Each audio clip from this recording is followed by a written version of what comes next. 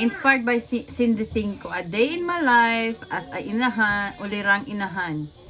Mao ni siya karon ng view sa amoang trabahoanan.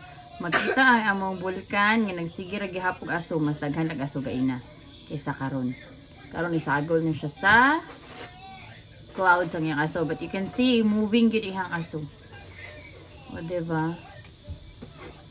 So active na active jud ang amoang Canlaon volcano karong adlaw, di na kay karong adlaw kundi since birth.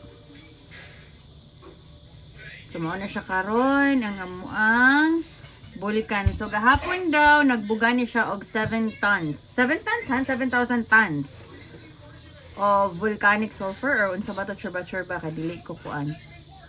Di ko expert anang dapita. Tayo mong Yan gibutan. sa usama pala screen. Kita mo sa video ko. Ano sa dira dyan?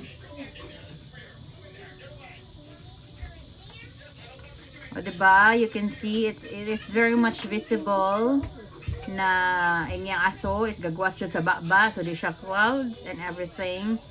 It's aso gid siya.